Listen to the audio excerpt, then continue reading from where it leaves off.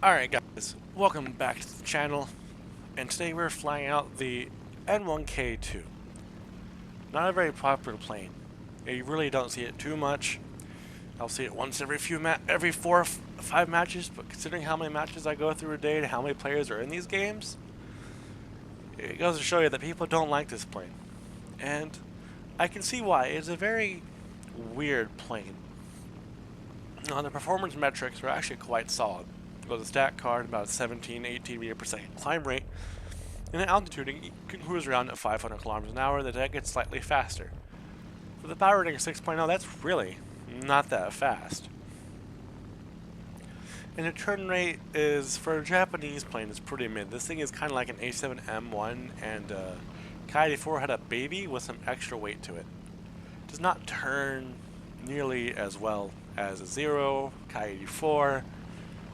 Hell, even the Kai-83 could probably turn with this thing. Now, where this thing does excel at is firepower. This thing carries 4 20mm cannons with 900 rounds of ammunition, and as you will shortly see, these guns hit extremely hard. Yeah, that P-51H quite literally got folded in half. No more P-51H.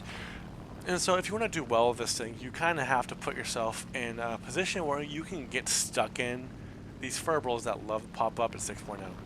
If you're not in the furballs, you don't have the speed or the acceleration to get anywhere, get anything done really. You have to put yourself in these positions.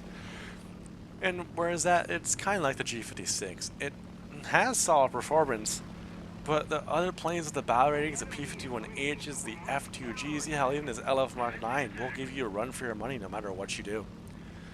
This thing dies extremely well, actually. I'd put it at levels of Kai-84. Here I'm going to 750 kph. I'm not even getting a rip speed warning. My plane's not even shaking. And as you go again, the freaking guns are incredible. This thing does compress extremely hard at these speeds. I would not recommend you dogfighting these speeds in the slightest. And the rudder control isn't the best. You can see my plane is wobbling left and right. That usually means the rudder is just not working. This thing excels at is horizontal turns. It is pretty good at that. We go head on with the Bearcat. Luckily he missed all his shells. We almost ran. And we're going to continue turning with this LF Mark 9. And this LF Mark 9, had he focused on me, probably would have either turned with or out-turned me. And that's just kind of the nature of this plane. You want it to turn well, but it kind of doesn't. But it turns well enough. Yeah, so I guess you could also put it in the terms of the Yaks, although I guarantee you I'd probably rather be in a Yak 3, VK107 or Yak 3U than this thing. So I'd probably put this at either a 9UT or a 9U or Yak 9P. This thing probably could go lower in battle rating, but because it kind of is a gunboat, it's going to stay up here. Now this is where I actually turned off my engine as I'm trying to go help this Tempest with the 82, and I'm frantically pressing the I button, trying to turn it back on. And so I'm forced to take this head on with the 82 because I'm only going 280 kph, what else am I going to do? And I miss all these shells, but eventually we connect and good things hit hard. Now, there's a Corsair coming in real fast. I didn't see him until just about now. When I see him disappear from the radar and pop back on. So this guy had disappeared. Did not pop up from 2 kilometers out, and I'm frantically trying to press the combat flaps. Anything I can do to guns on target. And lucky for me, I connect, he does not. And then only after that do I get my engine running again.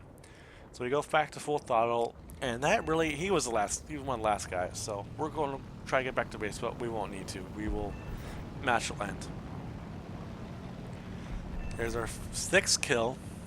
We should be going to the next match in 3, 2, 1. There we go. Perfectly timed. So this thing climbs amazingly well. That 4,500 meters in about 4 minutes. That's pretty solid. I mean, there are planes that will climb you, but most of the American players, they kind of just dive to the deck anyway. So even if you are late to the altitude party, you're still above 90% of the team, which really is just, that's good. That's good enough. Now, you really don't want to get jumped in this thing. If you do get jumped in this thing, especially with a P-51H that knows what they're doing, you're gonna have a really, really hard time. And not only does this thing dive well and climb decently well, it actually has really good energy retention. And that's largely because, it compresses so badly at these speeds. Look how low that speed drain, 10 Gs, and I'm still going over 500 kph. We're keep zoom climb up this Tempest Mark II, and he's done. Kind of caught him off guard, I'm pretty sure. I'm sure he wasn't thinking I was going to turn around for him. And now we got a giant furball on the deck, and we're going to cause chaos. And just like anybody with ADHD can tell you, this thing thrives in chaos. You have the maneuverability, you have the retention, you have the firepower, most importantly, to drop anybody, even bombers, without a question. F2G goes stalling out, and we're quickly going to dismantle this plane. Eat sushi, my friend. And we got 3 planes, 2 P-51Hs and a Bearcat. And we're going to go for the last guy because I don't fancy P-51H on my 6, and we almost smack it to the ground. Lucky for us, we don't. Now we're trying to get the guns on target with the P-51H, and I just completely whiff for a good 10 seconds here. This guy should be dead right here, but, you know, and so we're going to continue moving on. He's too slow to counter us, and we're just going to keep being as aggressive as possible. This thing has to be aggressive. If you're defensive with anything, it's not going to be a fun time. Although I have reversed Mark 24 Griffins, so it can definitely defensive fly if you have to. I'm just going to miss every single freaking shot because suddenly I'm getting too excited now because I just got 3 kills.